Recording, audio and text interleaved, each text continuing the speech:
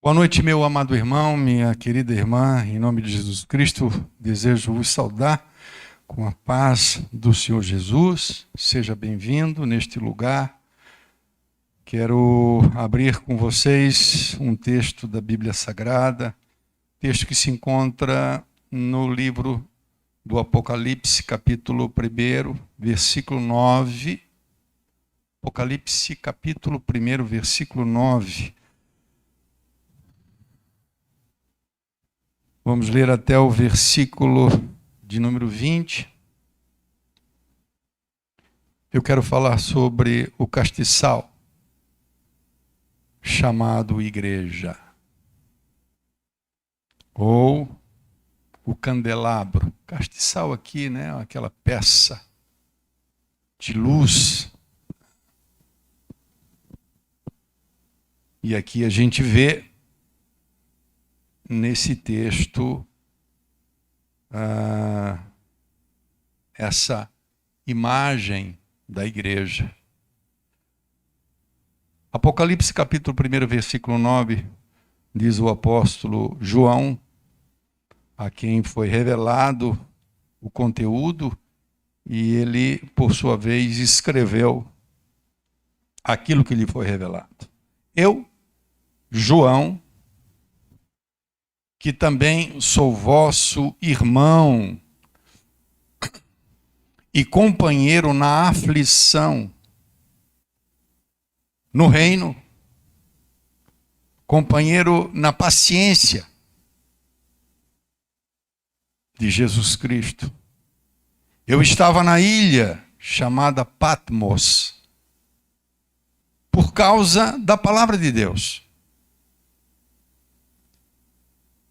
E por causa do testemunho a respeito de Jesus, ou o testemunho de Jesus Cristo.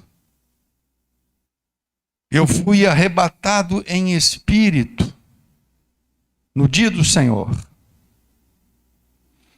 E eu ouvi de trás de mim uma grande voz, como de trombeta, e dizia: o que você está vendo, escreve num livro e envia às 7 igrejas que estão na Ásia. A igreja de Éfeso, Esmirna, Pérgamo, Tiatira, Sardes, Filadélfia e Laodiceia.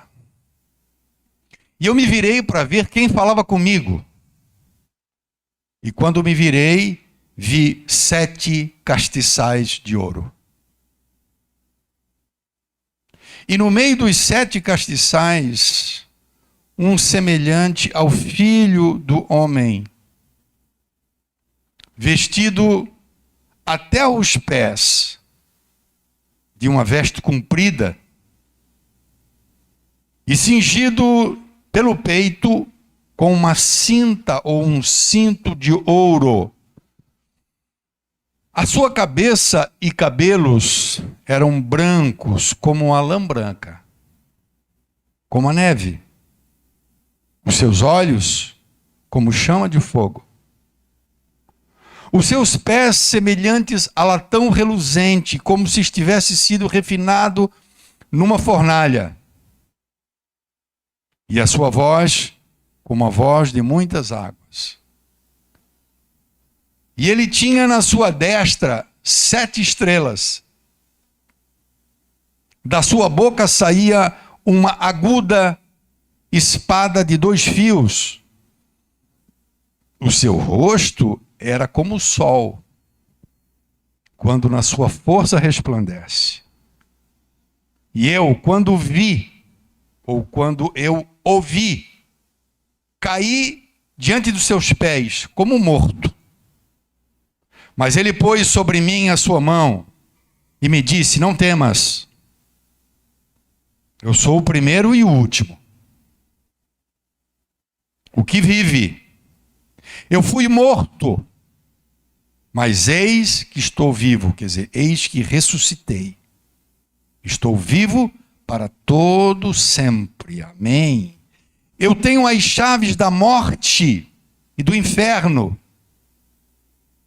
Escreve estas coisas que estás vendo, as que são, e as que depois destas hão de acontecer. O mistério das 7 estrelas que viste na minha mão e dos 7 castiçais de ouro. As 7 estrelas são os 7 pastores ou os 7 anjos das igrejas. E os 7 castiçais que viste são as 7 igrejas. Eu quero falar nesta noite sobre a igreja castiçal. Esse livro, infelizmente, muito mal interpretado, e é um livro, evidentemente, muito polêmico, principalmente em virtude de possuir alguns métodos interpretativos. Existem muitos métodos interpretativos dentro do Apocalipse. E nós não faremos isso hoje, mas pretendemos analisar um pouquinho esse aspecto tão somente de uma das visões simbólicas que João tem a respeito de Cristo, a respeito de tudo o que vai ser a ele revelado. Nós vemos por todo o livro muita simbologia, nem tudo o que se lê interpreta-se literalmente, mas outras coisas sim. Existe muito número que também tem o seu aspecto simbólico, que tem algum significado, mas que não deve ser interpretado literalmente. E uma das coisas que nos chama a atenção é o fato de como o Senhor Jesus Cristo ressurreto, isso aqui se dá aproximadamente no ano 95 depois de Cristo. Esta revelação e estas anotações que o apóstolo João faz se dá mais ou menos no ano 95 depois de Cristo. Jesus, portanto, em torno de 60 anos depois da assunção do Senhor. Então o Senhor revela-se a João de uma forma glorificada. E muito até mesmo na sua aparição, na visão que ele tem, nós vemos coisas simbólicas. E interessante que quando ele ouve a voz que lhe fala, e ele ouve uma voz que soa por trás dele. E diz o versículo 12 que quando ele vai se virar para ver quem falava com ele, a primeira coisa que ele vê, interessante, são os castiçais. Nos chama a atenção pelo fato de que no meio dos castiçais estava o Senhor, numa visão glorificada, com um semblante totalmente glorioso. Os detalhes nós vimos aqui. Mas a primeira coisa que João fala não é propriamente sobre o Senhor. Ele fala sobre os castiçais. Então a primeira coisa que ele observa são os castiçais. E no meio desses castiçais estava o Senhor glorificado. E ele percebe que na sua mão ele tinha 7 estrelas. E o Senhor estava no meio destes castiçais. E no versículo 20, justamente por aquilo que falei, que o livro ele traz muito dentro de si simbologia, muita coisa representativa, o Senhor já dá uma interpretação no que diz respeito às estrelas e no que diz respeito aos castiçais. E ele diz, as estrelas são os anjos, ou existe um entendimento, os pastores das igrejas, que estão na mão do Senhor. Os pastores, nós os pastores estamos na mão de Deus, como todo mundo, mas especialmente aqui a gente vê essa ênfase. Os pastores de Cristo estão seguros por Ele, são cuidados por Ele. E ele diz que os 7 castiçais que viste são as 7 igrejas. Né? Então existe um significado na simbologia do castiçal ou do candelabro, como você entender. O que significa dizer que a igreja é um castiçal, ou que a igreja é um candelabro? Isso fala, evidentemente, da sua função de proporcionar luz. Ele podia ter visto as igrejas representadas de outra maneira, de outra forma. Mas Jesus revela a João, através dessa visão, a maravilhosa função que a igreja tem neste mundo de proporcionar luz aos que estão nesse mundo. Por isso nós estamos no mundo. Porque se fomos salvos, ou fôssemos salvos, tão somente para estar na glória e não proporcionarmos algum benefício a este mundo, nós não permaneceríamos aqui. Jesus Cristo, quando ele fala lá no seu sermão, um dos textos, certamente um dos textos que você mais conhece, no Evangelho de Mateus, bem no princípio deste Evangelho, e o Senhor está fazendo o seu sermão, conhecido como o Sermão do Monte, e ele fala sobre os discípulos. Em outras palavras, ele fala sobre a igreja, o papel da igreja. E ele diz, em primeiro lugar, no versículo 13 de Mateus capítulo 5, vocês são o sal da terra. O sal, ele dá gosto.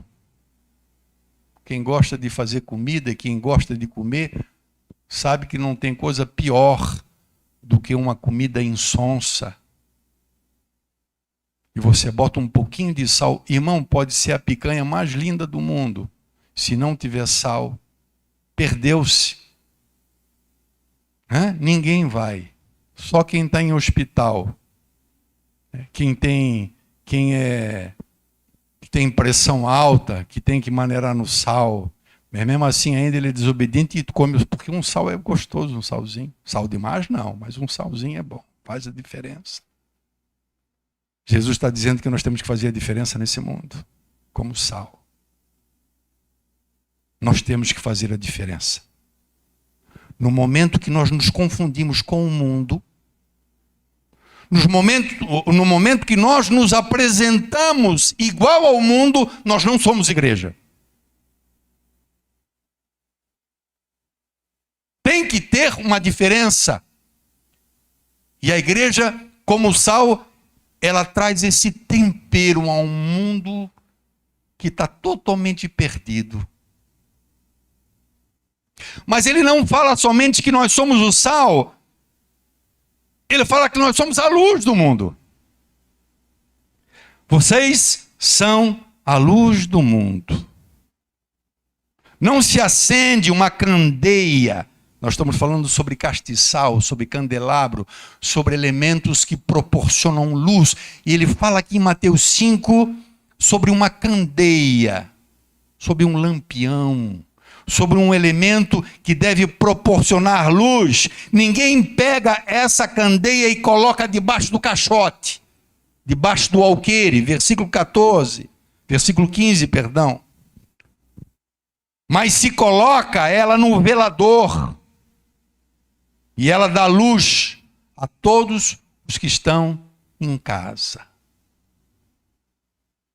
A função da igreja, em segundo lugar, porque evidentemente a primeira função da igreja sempre será a adoração. Isso fala para nós, lideranças, isso fala para nós que servimos a Deus, que muitas vezes trabalhamos exaustivamente, que servimos, batemos o escanteio, corremos, cabeceamos, corremos para o outro lado e vamos dar uma de goleiro. Trabalhamos tanto, mas muitas vezes nos falta o tempo de adoração. Eu sempre digo para Deus, Deus sabe que eu estou falando a verdade. A minha melhor adoração não é na igreja. Muito embora eu esteja na igreja todas as semanas, todos os cultos. A melhor adoração sempre será dentro da minha casa, no meu quarto, à parte. E quando a Bíblia está falando sobre a igreja, ela não está falando sobre a comunidade, não está falando sobre o grupo, o agrupamento, ele está falando sobre mim. Ele está falando sobre você, individualmente. Você é igreja, eu sou igreja. E como tal, eu devo proporcionar luz. A luz do Evangelho foi entregue para a igreja. Os cientistas não propagam o Evangelho. Os políticos não propagam o Evangelho. Quem propaga o Evangelho, quem anuncia o Evangelho, é a igreja, compete à igreja. Mas antes mesmo de manifestar essa função de iluminar este mundo que está em trevas, pelo fato de desconhecer ou de não ter a luz do Evangelho, antes de tudo compete à igreja a grande missão de adorador. O Evangelho de João, capítulo 4, versículo 23, Jesus disse para a mulher samaritana que Deus procura, o Pai procura os verdadeiros adoradores. Os verdadeiros adoradores, muitas vezes, se revelam na sua casa, não na igreja. Eu fico feliz, claro. Eu, especialmente quando eu passo pelo corredor ou quando eu estou num determinado lugar e eu percebo alguém entrar num estado efetivo de adoração. Isso acontece. E graças a Deus acontece ainda nos nossos dias. Não adianta nada a gente servir, trabalhar, se desgastar em prol até do Evangelho, mas nós não sermos adoradores. Em primeiro lugar, Deus nos chama para sermos adoradores. E sem Jesus e sem o Espírito Santo, ninguém pode ser adorador. Você pode ser até um imitador. Você pode entrar nessa igreja e ver 4, 5 pessoas com a mão levantada e você levantar a mão. E você não está adorando. Quem é adorador sabe o que é ser adorador. E isso não depende do pastor. O pastor não ensina ninguém a ser adorador. A liderança não ensina ninguém a ser adorador. Somente o Espírito Santo de Deus que habita em nós nos leva a essa condição. Essa é a primeira missão, a missão da igreja, principal da igreja. Adorador. Não existe lugar para adorar. Não é só na igreja. Não é só em casa. Todo lugar, dependendo da forma como Deus te toma, é um lugar para você adorar a Deus. Nunca me esqueço, uma vez, muitos anos atrás, nós estávamos em Israel, numa viagem, e entramos num restaurante. Eu não me lembro qual foi a cidade. Uma cidade que tinha muitos árabes. Nós estávamos num restaurante cheio de gente. E lá no meio daquele pessoal todo, um árabe daquele toma o seu tapete, não sei qual era o horário, perto do meio-dia. E no meio de todo mundo ele estende o tapete no chão, ele dobra os joelhos e ele começa a fazer a sua oração. E aquilo foi um choque para mim, porque muitas vezes as pessoas de Deus têm constrangimento, vergonha, muitas vezes de manifestar alguma coisa diante das pessoas. E aquele homem sozinho, só ele, restaurante cheio, todo mundo ficou olhando. tinha muitos turistas, né? O desprendimento dele. Eu não vou entrar no mérito aqui, irmão, né? Se ele efetivamente estava adorando ou não, mas o desprendimento, né? E Deus nos chama para sermos, acima de tudo, adoradores. Mas, evidentemente, o texto que nós apanhamos, ele trata dessa missão importante de anunciar o Evangelho. Porque, justamente em anunciar o Evangelho, o que se faz? Se abre os olhos, se ilumina o caminho, se mostra a verdade. Você imagina alguém perdido numa mata e numa bobeira o tempo passou, escureceu, ele está no meio do mato e agora tem uma trilha que tem que ser seguida e ele não enxerga mais, ele está escuro. E pelo fato dele estar na escuridão, certamente ele vai errar o caminho, ele pode pegar caminhos perigosos. Ele pode até achar que está num caminho certo, mas aquele caminho está levando ele para um caminho, para um final ruim. Né? Para se machucar, para cair num penhasco, alguma coisa. Então ele precisa, nesse momento, que alguém traga para ele uma lanterna, um farol, uma luz, e que ele possa então enxergar o caminho perigoso que ele está trilhando. Quando alguém lhe mostra qual é o caminho certo. A luz do Evangelho é, em certo sentido, isso. O mundo que nos cerca é um mundo que está em trevas. Não sou eu que digo. Isso é a Bíblia que diz. O mundo jaz no maligno. E a Bíblia diz que todo aquele que foi chamado para Deus, para Cristo, Deus o transportou do reino das trevas para o Filho, para o reino do Filho do seu amor. Da escuridão para a claridade, da morte para a vida. E sabe quem compete essa tarefa? Não de ganhar, mas de iluminar, de mostrar o caminho? A igreja. Por isso que Jesus Cristo apresenta a João a simbologia da igreja como um castiçal de ouro, irmão. Não é um castiçal de lata. Não é um castiçal de ferro enferrujado. Né? É um castiçal de ouro. Ele disse assim, e no meio, versículo 12, virei-me para ver quem falava comigo, virando-me vi 7 castiçais de ouro. A importância não está tão na questão do valor da peça, se ela efetivamente não proporcionar luz.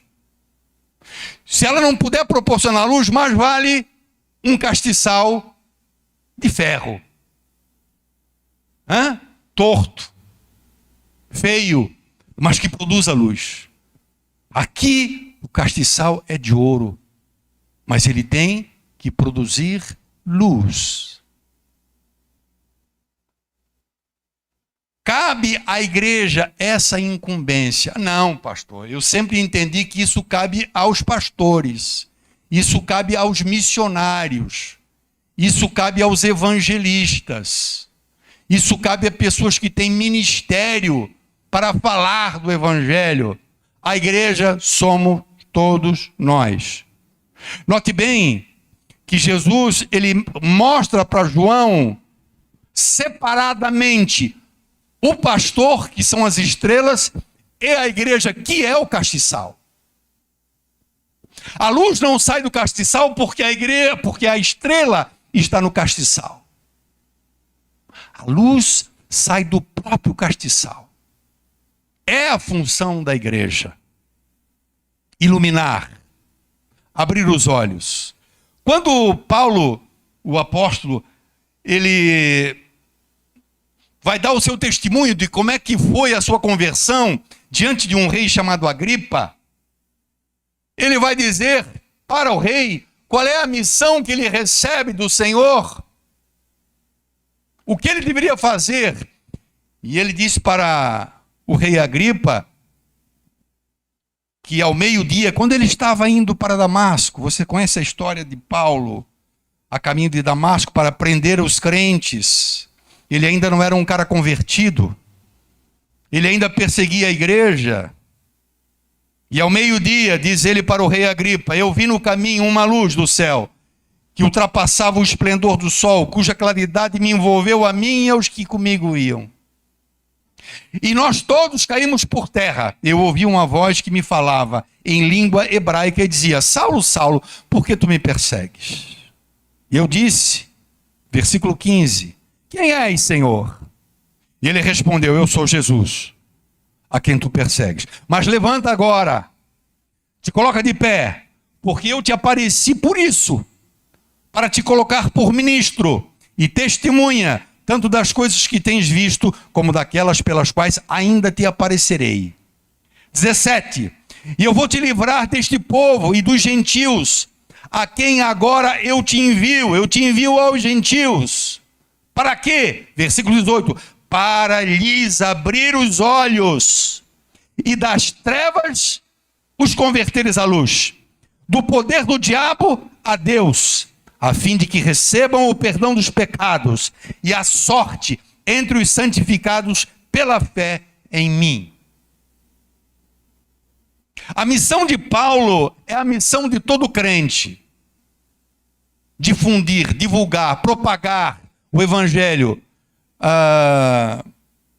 Em 2019 nós tivemos um curso aqui na igreja com o pastor Cristiano sobre evangelismo pessoal. Não sei se o pastor se lembra, os irmãos que participaram, né? E muitas vezes se tem aquela visão tradicional do evangelismo, né? Do evangelismo que o camarada ou ele está na praça, e glória a Deus pelas pessoas que se dispõem a isso, né? E fica lá na praça falando com a Bíblia, né? E as pessoas passam, muitas vezes nem ouve, mas ele está lá falando. Ou aquele casal que bate palma na porta da casa, né? E vai falar do evangelho. E nós aprendemos que a forma mais eficaz, mais produtiva de se evangelizar é onde a gente está. Na empresa, na academia. Nós de vez em quando temos aqui visita de pessoas de academia, né? Pessoas de academia que conhecem o pastor Daniel. É tão mais fácil você falar do evangelho aonde você está. Pastor, não é fácil falar do evangelho. Eu sei disso, é mais fácil falar de política. É mais fácil falar de negócio. Isso a gente sabe falar. É mais fácil falar de moda. É mais fácil falar sobre qualquer coisa, sobre futebol. Agora, falar do evangelho nos parece ser uma coisa, isso é uma coisa que está dentro de nós, é uma coisa inconsciente, a sensação da inconveniência. Não é verdade? Puxa vida, mas aqui não é o local, aqui não é a hora, aqui não é o momento, e parece que nunca chega a hora e o momento. E o tempo vai passando e a gente não permite que a luz do evangelho seja propagada através de nós, que somos o castiçal de Deus, chamados para iluminar. Nós não fomos chamados para escandalizar. Nós não fomos chamados para fazer as pessoas desacreditarem do evangelho. Nós fomos chamados para iluminar. Nós somos castiçal. Nós somos candelabros de Deus.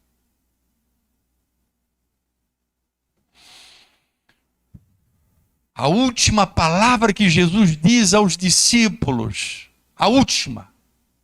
Olha, irmão, se você for fazer um estudo de tudo aquilo que Jesus ensinou através da Bíblia Sagrada, especialmente através dos evangelhos, você vai ver quantas coisas o Senhor ensinou. Sobre justiça, sobre oração, sobre santificação, sobre perdão, tanta coisa. Mas a última coisa que Jesus diz para os discípulos, a última, o fechar da... Quando ele está para subir, ele disse: olha, ide, pregai o evangelho a toda criatura. A missão da igreja, em primeiro lugar, de adorar, mas em segundo lugar, seguramente é a missão de anunciar o evangelho. Quantas pessoas seguramente estão partindo nesse dia, sem medo de errar, para a eternidade, sem terem conhecido o evangelho?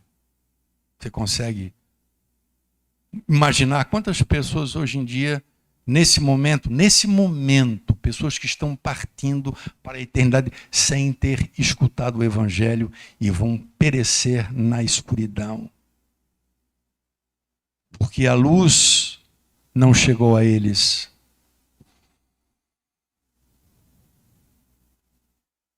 Muitos estão na escuridão, meu querido irmão. Tomara que não seja o seu caso. Muitos estão trilhando um caminho tortuoso. Muitos estão perdidos. E não compete a nós, igreja, não compete a nós julgarmos essas pessoas. Ao contrário, não nos esqueçamos que um dia fomos iguais ou piores. Eu posso falar de mim. Eu posso falar de mim eu posso falar. Mas quantas pessoas estão perdidas na mata, numa trilha errada que vai levar num penhasco, num buraco? E quantas pessoas estão próximas, talvez com um candeeiro na mão apagado e que podia trazer luz àquele que está sucumbindo no seu caminho por não conhecer a luz do evangelho. A igreja tem a missão de propagar a luz do evangelho. Ah, pastor, mas o pastor tem que entender que agora é uma época de pandemia. O senhor vê, pastor, nem a igreja as pessoas vêm por causa da pandemia. Hoje é mais seguro ir numa academia do que vir para a igreja. Hoje é mais seguro você ir para o mercado, o supermercado, porque você vir para a igreja.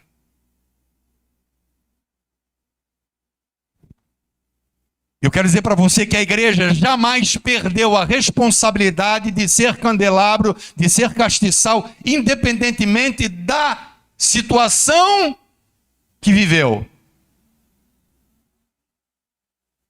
Quando eu estou bem, quando eu estou alegre, quando eu estou contente, eu vou falar de Jesus para os outros. Não agora, pastor. Agora eu estou doente. Agora eu estou em tratamento. Agora eu estou operado. Agora eu estou preso. Lembra-se de Paulo? Mesmo preso, aquele homem ganhava as pessoas que o prendiam. O carcereiro de Filipos foi ganho por Paulo quando ele estava preso. Muitos soldados que guardaram Paulo lá em Roma, durante o tempo que ele ficou preso, foram ganhos por Paulo. Ele prisioneiro. Seguramente, grandes avivamentos na história da igreja, ela experimentou justamente em tempos de perseguição. E eu quero dizer para você uma coisa, irmão, para você entender que é sério. Essa carta, ou essas cartas, esse livro foi escrito, supõe-se, aproximadamente no ano 95 depois de Cristo. Sabe o que isso significa? Que foi justamente no finalzinho do governo de Domiciano. Domiciano foi o diabo encarnado. Nero, comparado com Domiciano, era uma criança dócil. Domiciano foi o diabo em pessoa. Foi Domiciano que prendeu João e exilou João em Patmos. Esta carta, não sei se você prestou atenção ou ouviu, quando nós lemos, Ele diz: eu estava em Patmos, na ilha chamada Patmos, por causa da palavra de Deus e do testemunho de Jesus Cristo. Ou seja, por eu ser crente, eu fui perseguido e fui exilado. E lá, aonde ele está exilado, Deus revela este livro maravilhoso. Eu quero dizer para você que nesse período, seguramente foi o período entre o ano 81 e o ano 96 depois de Cristo, o tempo em que a igreja mais sofreu, irmãos, em que a igreja mais padeceu martírio. E foi justamente nesse momento em que a igreja sofria toda essa perseguição, toda essa tentação em apagar a luz e se esconder debaixo do alqueire, que Jesus mostra para João os 7 candelabros de ouro, no momento mais difícil da igreja. Isso fala comigo e com você. Sabe por quê? Porque nós sempre vamos justificar, muitas vezes, a nossa omissão. Muitas vezes nós vamos justificar porque não temos tempo. Não é isso? Hoje em dia o tempo ele é muito usado para justificar. Não fui porque não tive tempo, não faço porque não tenho tempo. A luz deve brilhar, evidentemente que nós devemos buscar da parte de Deus sabedoria, aproveitar as oportunidades que se abrem, e eu quero dizer para você, olhe para cá. Nunca houve na história, no meu entendimento, talvez uma necessidade tão grande de se ouvir o evangelho como hoje. As pessoas estão se matando, irmão. As pessoas estão se drogando. As pessoas estão se afundando no álcool. As pessoas estão se prostituindo. As pessoas estão procurando razão na sua vida na escuridão. É necessário que a igreja manifeste a luz, a igreja castiçal, a igreja que proporciona luz, abrir os olhos. É claro, irmãos, que a nós não compete, e eu tenho que deixar isso bem claro, a nós não compete, em hipótese alguma, a responsabilidade de ganhar alguém para Cristo. Jamais conseguiremos isso. Não é a nossa função. A nossa função é simplesmente falar, anunciar. E aí, pastor, se a pessoa não aceitar, ide, pregai o evangelho a toda a criatura. Aquele que crer será salvo. Aquele que não crer será condenado. Não compete a nós. Ah, pastor, mas olha, vou dizer uma coisa para o senhor. Eu não sou um cara fluente para falar. Eu não sou uma mulher eloquente para falar. Eu não tenho aquela lábia, sabe assim, pastor, para convencer a pessoa. Existem pessoas que têm esse entendimento, tá, irmão? Se as pessoas que vocês têm trazido para Cristo são fruto da sua lábia e da sua conversa, você não ganhou ninguém.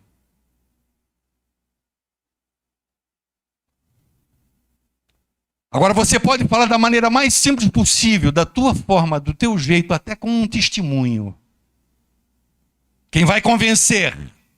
Quem vai abrir os olhos? Quem vai abrir os ouvidos espirituais? Quem vai gerar no coração fé? Quem vai gerar no coração arrependimento? Quem vai gerar no coração a decisão de entregar-se a Cristo? Não sou eu, não sou você, não é você. É Deus. Deus nos deu o privilégio, irmãos. Eu entendo, creio, que os anjos teriam esse desejo, né? Ou têm esse desejo de anunciar o evangelho, os anjos de Deus. Mas é interessante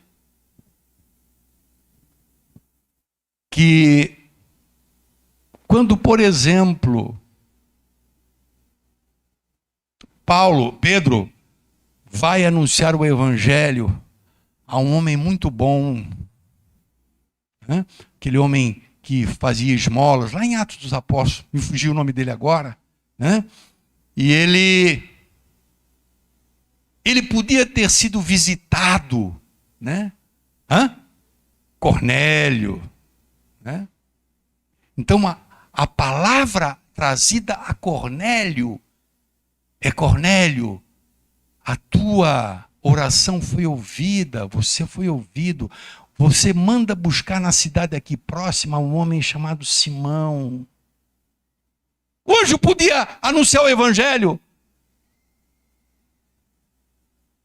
para ele, mas não compete ao anjo anunciar o evangelho, compete aos homens, à igreja.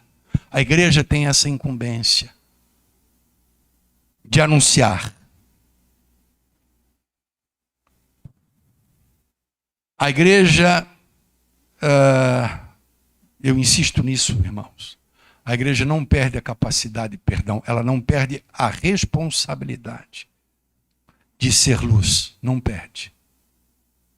Quando tudo está bem, eu sou luz então. Não é. Você sabe que não é assim. Eu quero dizer uma coisa, e eu quero aqui abrir um parêntese para quem está ouvindo até em casa. O que eu vou dizer é o que eu acho. O que eu vou falar é o que eu acho. Alguém diz: você não deve pregar o que você acha. Mas quando eu falo o que eu acho, eu abro parênteses. Então, não tem valor bíblico praticamente nenhum. Mas, de qualquer maneira, é o que eu penso.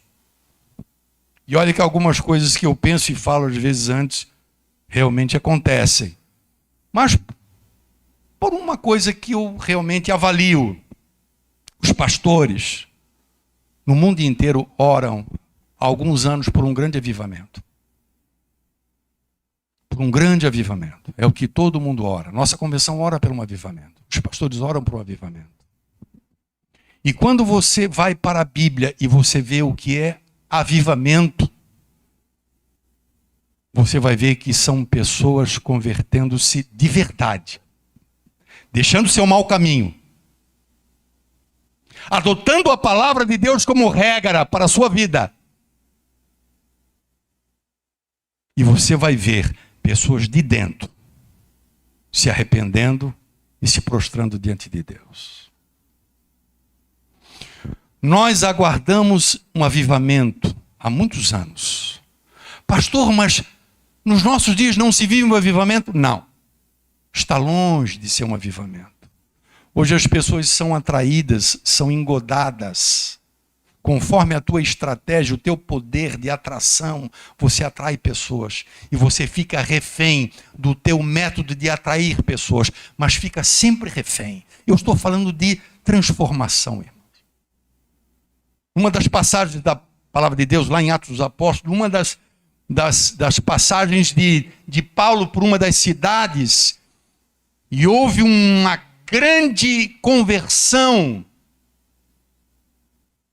Um número muito grande de pessoas que se converteram, se não me engano, depois que alguém tenta expelir demônios, e os demônios vão em cima daquelas pessoas que tentaram expelir esses demônios, mas não puderam porque eles não tinham Jesus.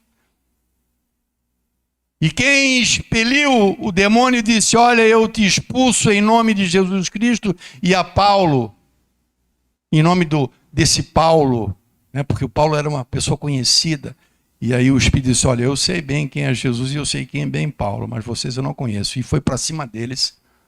E aquilo trouxe temor naquela cidade e as pessoas se converteram. Sabe a que ponto, irmão? As pessoas traziam para a frente livros de feitiçaria e queimaram, e deu um grande volume. Isso simboliza, né, as regras de vida desse mundo, né? Eles eliminaram os livros que eles tinham, que ensinavam o caminho péssimo, e adotaram a palavra de Deus como regra. E uma outra coisa que eles faziam, eles vinham e confessavam o pecado. Alguém outro dia falou muito bem: nós da igreja, muitas vezes, queremos julgar a pessoa que está nas trevas e queremos muitas vezes cobrir a pessoa que deveria refletir luz. O nosso propósito, o propósito de Deus para a nossa vida é que sejamos esse elemento propagador de luz, né? Não precisamos conhecer muito da Bíblia, irmão. Você precisa ter, na realidade, a meu modo de ver, uma experiência real com Cristo. Muitas pessoas foram ganhas para Cristo nessa cidade, pelo testemunho dado por homens. Pessoas simples, pessoas cultas, pessoas pobres, pessoas ricas, ouvindo o testemunho. Porque quando você dá o seu testemunho, você diretamente, não indiretamente, você diretamente está pregando o Evangelho. Porque você vai falar aquilo que Cristo fez na sua vida. E isso é o Evangelho. O Evangelho é a salvação de Jesus Cristo a todo aquele que nele crê e nele se entrega. É mudança de vida, é alegria, é vida abundante, é paz, é gozo. E é afastar-se do pecado.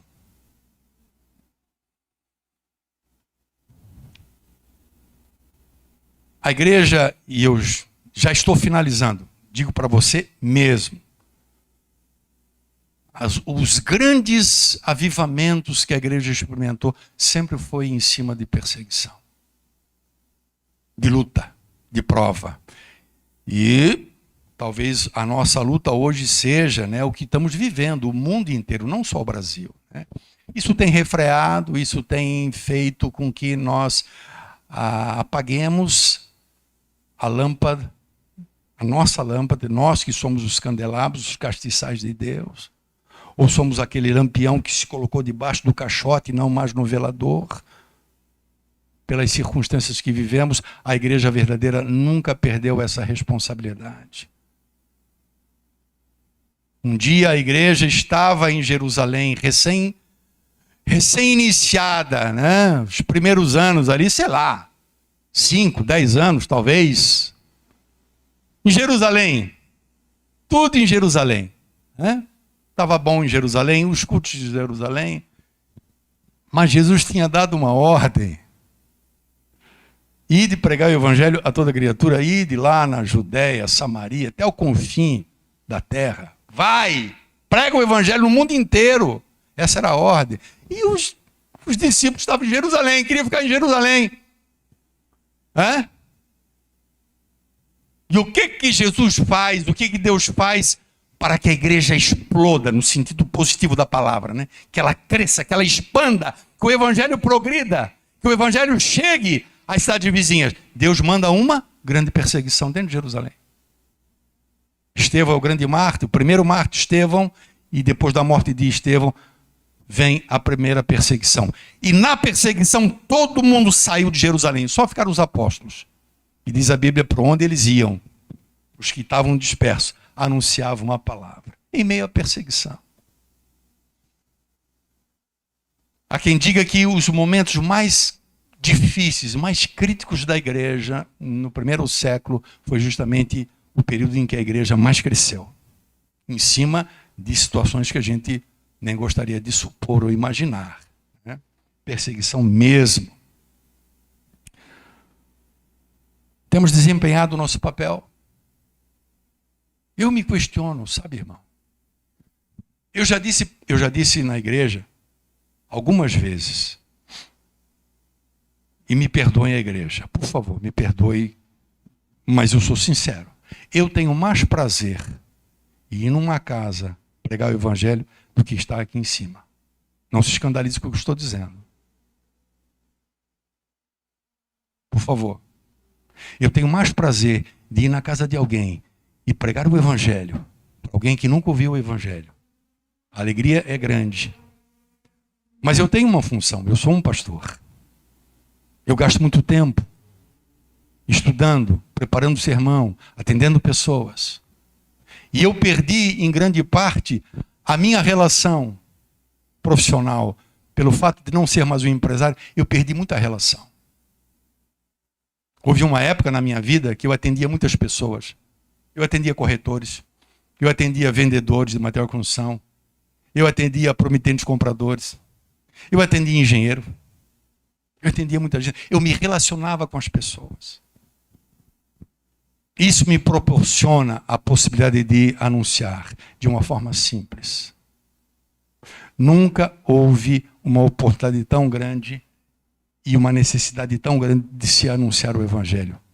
torno a dizer, as pessoas estão morrendo, as pessoas estão depressivas, as pessoas estão caindo no vício, as pessoas estão se prostituindo, as pessoas estão procurando um sentido na vida. E como estão trancadas dentro de casa, boa parte ainda está nessa condição. Estão morrendo dentro de casa.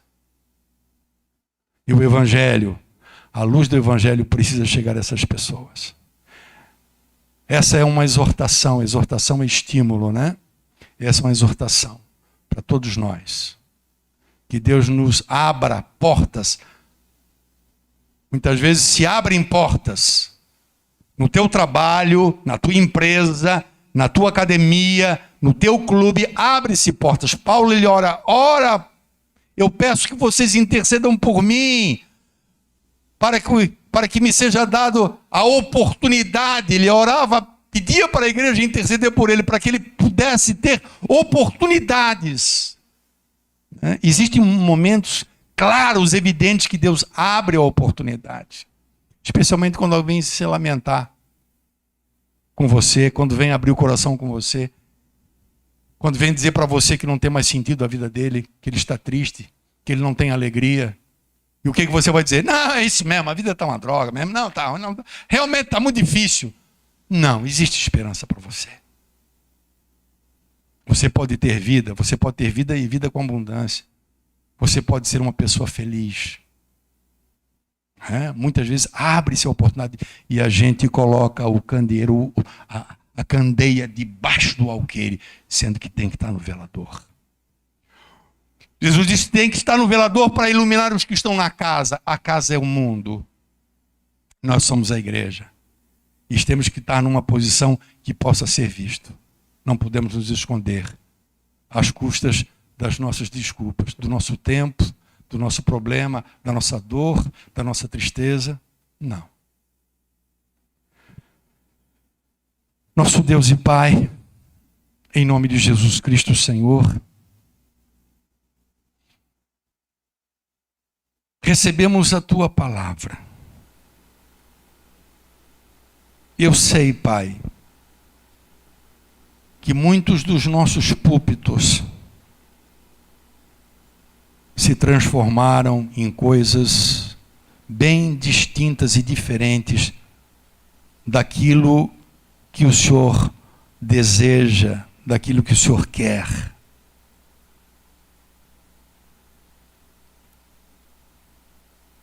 É uma triste realidade, Senhor, nós constatarmos que muitas vezes somos tão levados por tantas coisas e nos esquecemos que um dia o Senhor nos chamou, o Senhor nos separou, o Senhor nos santificou para iluminarmos, não somente através do Teu Evangelho, que é tudo. O Evangelho do Senhor é o poder de Deus para todo aquele que nele crê. Mas também iluminarmos, ó Deus, as pessoas que estão ao nosso redor com o nosso viver. O Senhor nos diz na Tua palavra que as nossas boas obras devem ser vistas por aqueles que estão perecendo.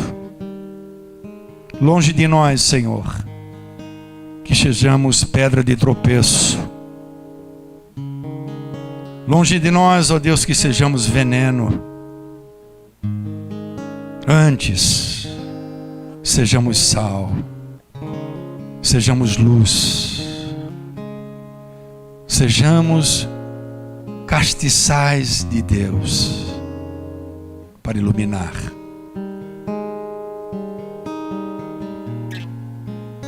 Que a nossa luz não se esconda, Senhor, mas que a nossa luz possa ser vista. Ou antes, a Tua luz em nós.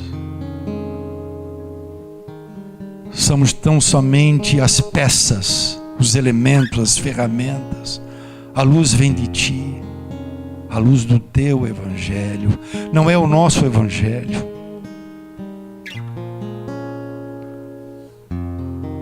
Que o Teu Espírito Santo nos convoque, que o Teu Espírito Santo nos convide, nos conclame. Com a Tua ajuda, Senhor, a vencermos a vergonha, vencermos a apatia, vencermos, quem sabe até, Senhor, a preguiça. Move o nosso coração.